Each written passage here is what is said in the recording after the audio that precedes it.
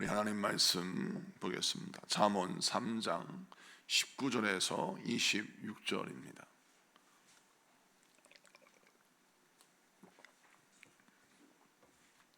잠언 3장 19절에서 26절까지 말씀, 우리 다 같이 합독하시겠습니다.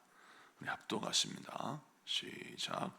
여호와께서는 지혜로 땅에 터를 놓으셨으며 명철로 하늘을 견고히 세우셨고 그의 지식으로 깊은 바다를 갈라지게 하셨으며 공중에서 이슬이 내리게 하셨느니라.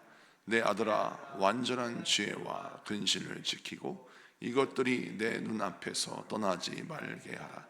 그리하면 그것이 내 영혼의 생명이 되며 내 목의 장식이 되리니 네가 내 길을 평안히 행하겠고 내 발이 거치지 아니하겠으며 네가 누울 때 두려워하지 아니하겠고 네가 누운즉 내 잠이 달리로다.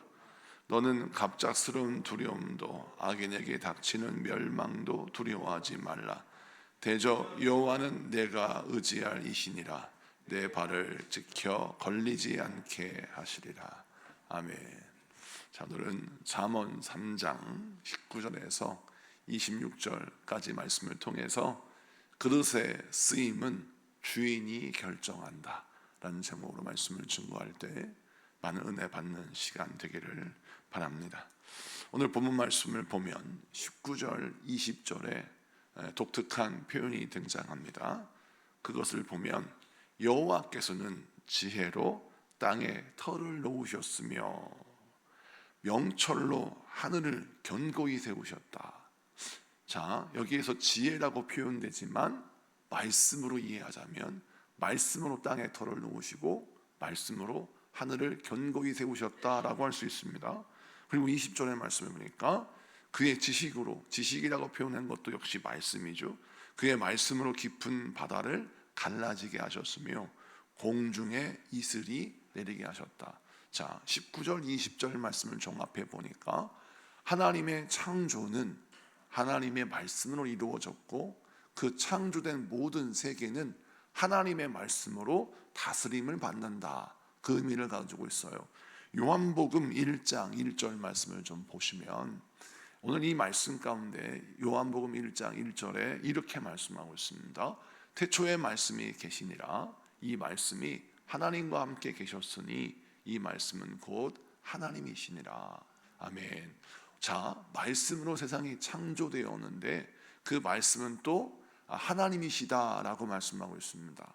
자, 오늘 이 말씀을 통해서 우리 하나님이 우리에게 주신 메시지가 무엇입니까?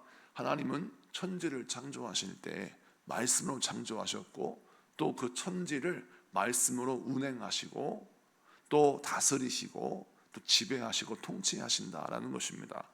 그런데 그 말씀을 왜 지혜, 명철, 지식으로 설명할까요? 잠언은 우리에게 무엇을 강조하냐면 하나님의 말씀 안에 이 세상을 창조하신 하나님의 지식이 담겨 있고 하나님의 말씀 안에 이 세상을 운영하시는 하나님의 지혜가 담겨 있다는 거예요. 그래서 우리가 하나님의 말씀을 들을 때 어떤 자세로 들어야 하느냐? 무게감 있게 하나님의 말씀을 들어야 되고 하나님의 말씀을 대해야 한다는 사실입니다.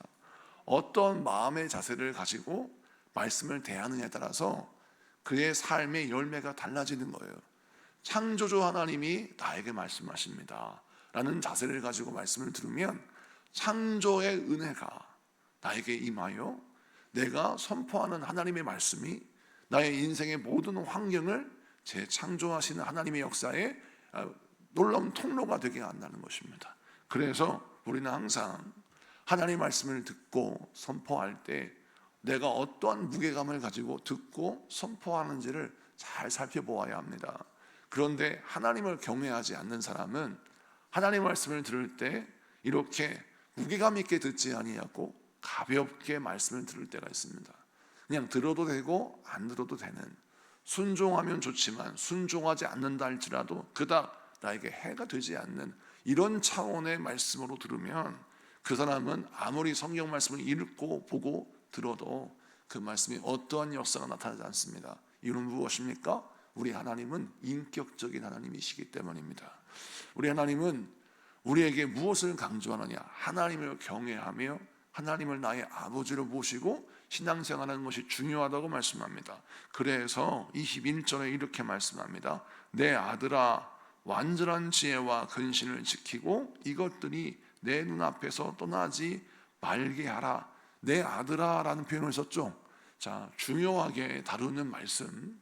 앞에 하나님은 말씀으로 천지를 창조하시고 운영하신다 라고 하는 진리를 선포하고, 이 진리를 받아야 할 하나님의 사람이 어떻게 불리느냐? 내 아들아 라고 불립니다. 이유는 내가 지금 사랑하는 아버지가 사랑하는 자녀에게 꼭 들었으면 좋겠다, 이 말씀을 네 마음속에 새겼으면 좋겠다라는 마음을 가지고 선포하면서 아버지가 아들에게 주시는 말씀처럼 정말 사랑하니까 내 아들이 반드시 이 복을 받았으면 좋겠다, 이러한 간절한 마음으로 내가 이 말씀을 전하니까 네가 이 말씀을 무게감 있게 정말 귀중하게 들어라 라고 말씀하시면서 이렇게 말씀합니다. 22절, 이 말씀을 내가 지키고 듣고 행하면, 22절 이렇게 말씀합니다. 그리하면 그것이 내 영혼의 생명이 되며 내 목에 장식이 되리니,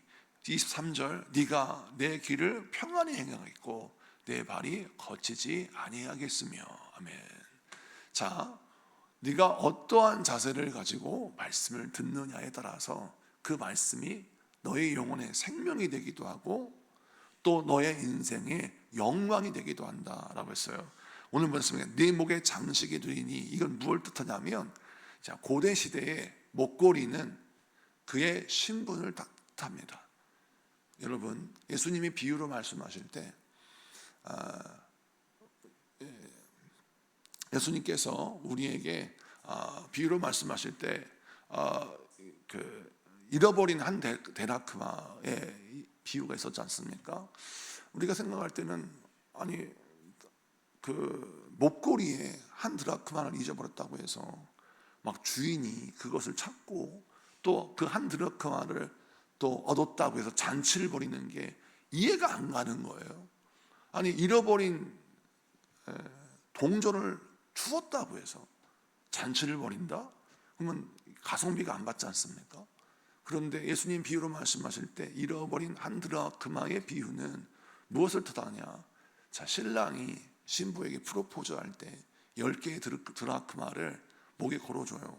그러면 그 드라크마의 목걸이는 무엇을 뜻하느냐? 이 여인은 나의 신부입니다 라고 하는 것을 뜻합니다. 요셉이 애굽의 총리가 되었을 때 그의 목에 목걸이를 걸어주고 그의 손에 인장반지를 끼워주죠. 인장반지는 권력을 상징하고 목걸이는 신분을 상징합니다. 이 사람이 이제 더 이상 노예가 아니라 하나님의 존귀한 사람이듯 이제 앞으로 애굽의 총리로서 그 직임을 감당할 자라고 하는 그 사람의 영광과 명예를 드러내는 것입니다. 자, 그럼 오늘 말씀에 네가 하나님의 말씀을 들으면, 무게감 있게 그 말씀을 듣고 순종하면 그 말씀이 너에게 생명이 되고 그 말씀이 너의 영광이 될 것이다 라고 하는 뜻입니다. 여러분, 그렇다면 우리가 말씀을 듣고 말씀을 우리가 가치 있게 대하면 대할수록 그 말씀은 나를 영광스럽게 만든다는 거예요. 자, 우리는 하나님 앞에 쓰여져야 할 그릇입니다. 그런데 그릇이 다 사실은 제각각이에요. 어떤 그릇은 금그릇이 되고 어떤 그릇은 은그릇이고 어떤 것은 질그릇입니다. 세상 표현으로 말하자면 금수저, 은수저, 흙수저가 있는데, 세상은 금수저가 대단한 인생이요, 흙수저는 불행한 인생이라고 말을 합니다. 그런데 성경은 달라요. 금수저, 은수저, 흙수저가 중요한 게 아니라 어떤 재질로 되어 있는 것이 아니라 주인이 그 그릇을 어떻게 쓰느냐가 중요하다는 겁니다.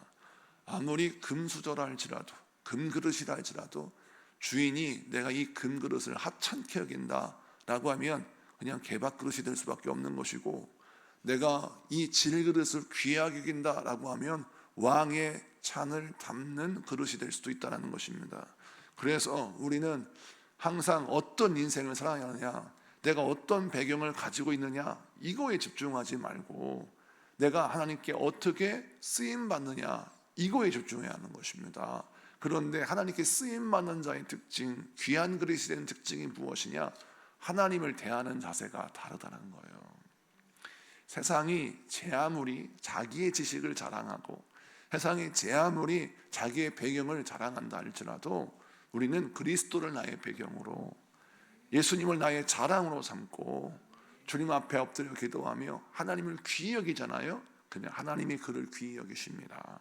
오늘 이 말씀을 기억하시고 말씀을 대하는 태도, 하나님을 대하는 자세, 무게감 있게 또 경외심으로 하나님을 대하고 말씀을 대해서 그 말씀에 담겨있는 놀라운 복을 받아 누리는 여러분 되시기를 축복합니다. 그 다음 말씀을 좀 보면 24절 말씀 보겠습니다.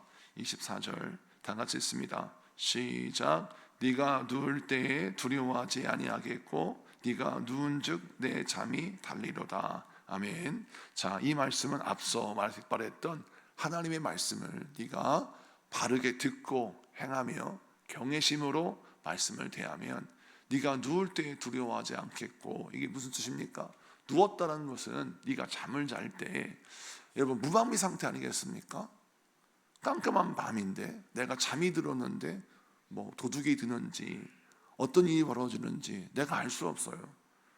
근데 인간은 말입니다, 나의 인생을 24시간 지키기 위해서 아무리 눈을 부릅뜨고 또 카페인을 마셔가면서 잠을 안 자려고 해도 잠을 잘 수밖에 없는 거죠. 다시 말해 우리는 무방비 상태에 이룰 수밖에 없는 그런 존재라는 것입니다.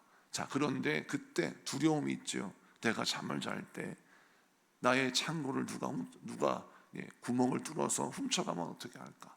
나의 인생에 어떤 문제가 생기면 내가 정말 절망적일 것 같은데 라고 하는 두려움이, 정말 실체를 알 수 없는 두려움이 나에게 엄습한다는 거예요. 그런데 우리 주님께서 말씀합니다. 걱정하지 말고 잠을 자라는 거예요. 두려워하지 말고 잠에 들으라는 거예요. 네 힘으로 해결할 수 없는 잠든 시간, 내가 너를 지키겠다라는 것입니다. 잠든 시간은 무엇을 상징하느냐? 내 힘에서 벗어난 시간을 말해요. 나의 통제에서 벗어난 시간. 그 시간은 내가 아무리 노력해도 해결할 수 없어요. 그런데 그 시간을 누가 책임지신다? 하나님이 책임지신다는 겁니다. 여러분, 여러분의 가정에서도, 여러분의 인생에서도 여러분이 책임지는 영역과 책임질 수 없는 영역이 있습니다. 아무리 노력해도 안 돼요. 아무리 애써도 안 돼요. 그 시간, 그 영역은 하나님께 맡겨야 합니다. 그런데 하나님 말씀하세요. 너는 하나님께 맡기고 단잠을 자라는 거예요. 걱정하지 마라. 내가 책임지고 돌봐줄게 라고 말씀하는 겁니다. 근데 이 복은 누구에게 주어져요? 하나님을 내가 경외하는 자에게 복이 주어진다는 겁니다. 자, 그 다음에 25절 26절 봅니다. 25절 26절 다 같이 읽습니다. 시작. 너는 갑작스러운 두려움도 악인에게 닥치는 멸망도 두려워하지 말라. 대저 여호와는 내가 의지할 이시니라. 내 발을 지켜 걸리지 않게 하시리라. 아멘. 자, 문맥이 계속 이어지죠. 하나님의 말씀을 내가 귀하게 여긴 자들은 어떤 복을 주시느냐? 너는 갑작스러운 두려움도 악인에 닥치는 멸망도 두려워하지 마라. 우리가 인생을 살다 보면 타인의 고통을 바라보며 두려움을 가질 때가 있습니다. 예를 들어서 어떤 사고를 내가 만나게 됐어요. 교통사고의 현장을 보게 됩니다. 그럼 문득 내 마음에 어떤 두려움이 생기냐면 아유, 나도 저런 사고 당하면 안 될 텐데 라는 두려움이 생겨요. 질병을 만난 사람들을 보게 되면 나도 저런 질병에 걸리면 안 될 텐데, 또 인생의 여러 가지 타인의 고통과 아픔, 고난을 바라보면 문득 두려움이 생깁니다. 나에게도 이런 어려움이 생기면 어떨까? 라고 하는 두려움이 생기게 되죠. 자, 뿐만 아니라 우리 인생이 다 그렇습니다. 그 두려움이 또 현실이 되기도 해요. 자, 그러면 우리가 생각할 때 내가 이렇게 인생이 무너지는 것이 아닌가 라는 생각을 하게 됩니다. 성경은 말합니다. 진짜 멸망이 뭐냐면 내게 있는 믿음이 파손되어서 하나님이 나에게 허락하신 영생을 잃어버린, 영원한 생명을 잃어버린, 천국을 잃어버린 그런 사람들을 멸망이라고 그러는데, 악인의 멸망을 바라보고 두려워하지 말라는 거예요. 네가 난리에 소문이 있고 고난과 고통이 너에게 찾아온다 할지라도 너는 안전하다라는 것입니다. 육신은 여러분 노쇠하게 되어 있습니다. 저도 이 목이 좀 가라앉아 있는데 이게 잘 낫질 않아요. 어제 성령의 은혜가 너무 충만해서 찬양을 부를 때 좀 힘주어 불렀더니 목이 바로 이게 목이 쉰 목소리가 납니다. 이럴 때 제가 현타가 오는데 현실을 자각하는 타임, 현타가 오는데 내가 이렇게 성대가 튼튼하지 못한가? 제가 1성전, 2성전에 있을 때만 해도 1시간, 2시간을 찬양하고 큰 소리로 기도해도 전혀 문제가 없어. 그 다음날 되면 쌩쌩했어요. 그런데 제가 이렇게 목이 가라앉는 걸 보면서 우리 사모가 저한테 하는 말이, 목사님도 이제 늙어가는 것을 인정해야 한다는 겁니다. 나이 듦을 인정해야 한다는 거예요. 그래서 목을 살살 다뤄야 한다는 것입니다. 그런데 그 말을 들을 때 썩 기분 좋지는 않아요. 그렇습니다. 나의 한계가 드러날 때, 나의 노쇠함과 연약함이 드러날 때 문득 걱정이 됩니다. 왜? 내가 이렇게 무너지는 것이 아닌가? 그런데 이런 무너짐, 이런 멸망은 나의 것이 아니라 악인들의 것이에요. 나는 악인이 아니에요. 나는 버림받은 자가 아니에요. 연약함은 있으나 하나님의 자녀고, 또 내 몸은 노쇠한 듯 보이고 연약해지는 듯 보이나 무능한 듯 보이나 나는 여전히 하나님의 귀한 사랑받는 자녀라는 겁니다. 그래서 악인의 멸망을 보고 너의 미래를 점치지 말고 하나님이 너와 함께 하심을 기억하고 연약함과 노쇠함을 인정하고 살면 우리 인생 가운데 두려움은 사라지게 됩니다. 그리고 26절 봅니다. 대저 여호와는 내가 의지할 이시니라 내 발을 지켜 걸리지 않게 하시리라. 이 말씀이 우리에게 위로의 말씀이요, 여러분 약속의 말씀이 되기를 원합니다. 이 말씀을요 내 자녀에게 주시는 말씀으로 사용하시기 바랍니다. 학교에 갈 때, 직장에 출근할 때, 여러분 내 자녀가 인생을 살아가야 되는데 엄마 내가 이번 시험 잘 봐야 되는데 어떻게 잘 볼지 모르겠어, 내가 회사에서 이런 어려움이 있는데 내 힘으로는 도저히 안 되겠어 라고 할 때 이 말씀을 주는 겁니다. 대저 여호와는 네가 의지할 이신데 네 발을 지켜 걸리지 않게 하실 거야. 하나님이 너와 함께 하실 것이고 너는 하나님을 의지해야 돼. 그런데 하나님이 너를 발에 걸려 넘어지지 않게 하실 거다 라고 선포하면서 잠언의 말씀을 여러분 능력으로 사용하시기 바랍니다. 잠언의 말씀을 강의하면서 제가 여러분에게 강조하는 부분이 뭐냐면, 잠언은 한 구절 한 구절이 강력한 능력이 선포되는 말씀이 담겨 있어요. 그래서 잠언을 사용해야 합니다. 잠언을 묵상하는 차원에서 머물면 안 돼요. 잠언을 사용해야 돼요. 그래서 자녀를 축복할 때 사용하고, 내 남편을 축복할 때 사용하고, 넘어져 있고 좌절하고 있고 실망하고 있는 나를 이렇게 세우는 데 사용해야 될 줄로 믿습니다.